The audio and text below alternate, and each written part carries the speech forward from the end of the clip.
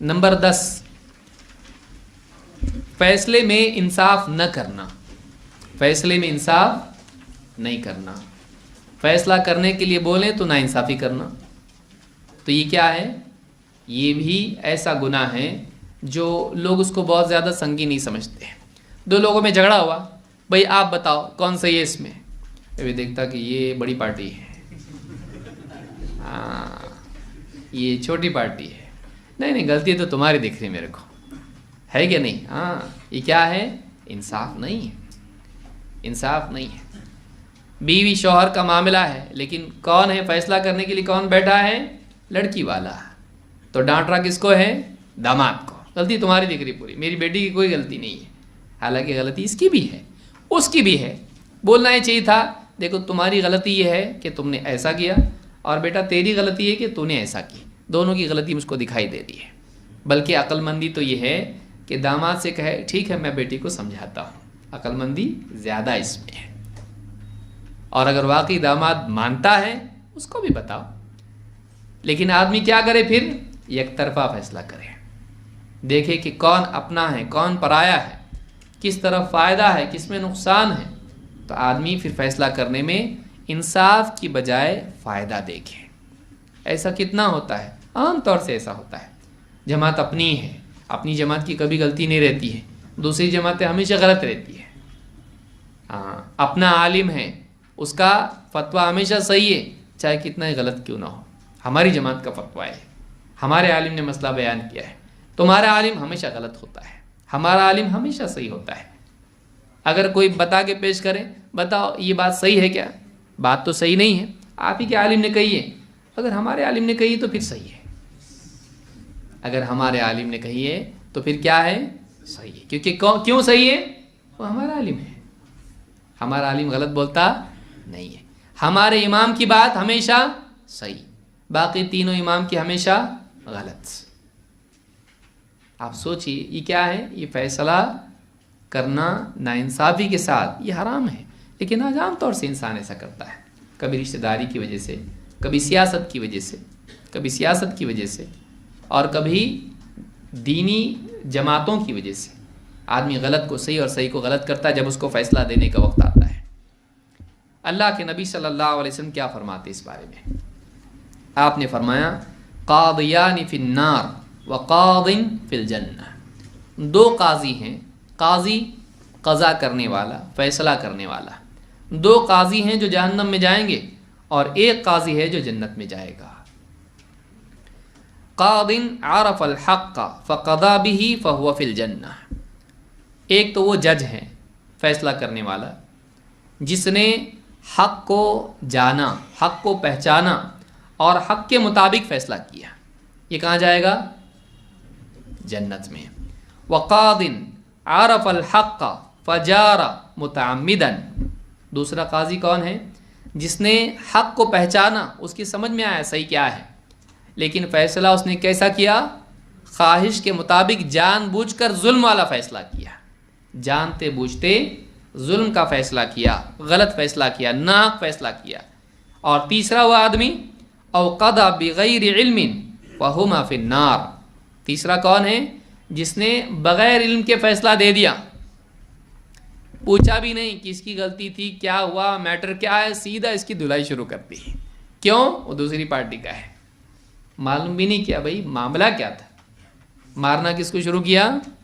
جو اپنا نہیں ہے۔ تو یہ کیا ہے؟ یا اس کے سامنے معاملہ آیا لیکن شریعت کا علم اس کے پاس بالکل بھی نہیں تھا، قرآن و سنت کا علم اس کے پاس نہیں تھا، اس نے فیصلہ اپنے گروہ کے بارے میں دے دیا، یہ صحیح ہے، علم اس کے پاس بالکل نہیں، صحیح کیا ہے غلط کیا ہے اس کی تمیز ہی نہیں، لیکن پھر بھی فیصلہ دینے کے لیے بیٹھ گیا، آؤ میں فیصلہ دیتا ہوں، بتاؤ تمہارا کیا معاملہ ہے، ہاں تمہارا کیا معاملہ ہے، میرے حساب سے یہ صحیح ہے۔ تو اس نے کیا کیا؟ شریعت کے احکام کا اس کو سرے سے علم نہیں، لیکن اس نے اپنی عقل کے مطابق کیا کر دیا؟ فیصلہ دے دیا۔ جائیداد تقسیم ہو رہی ہے، بھائی ہے بہنیں ہیں، شریعت نے ان کا حق مقرر کیا ہے، اس کے پاس آئے، اب اس کو تو معلوم نہیں کہ میراث کے مسائل کیا ہیں، لیکن حل کرنے کا شوق ہے، پوچھا بولو کیا مسئلہ ہے؟ دیکھو اس نے ہمارے بھائیوں نے ہم کو جائیداد میں حصہ نہیں دیا. کہا سب برابر, سب کو برابر برابر ملے گا, سب کو برابر برابر ملے گا. لڑکے کو, بھائی کو بھی اتنا ملے گا, بہن کو بھی اتنا. اسلام میں برابر ہی ہے بھائی, اپنے یہاں ناانصافی نہیں ہے. فیصلہ کیا دے دیا؟ سب کو برابر ملے گا.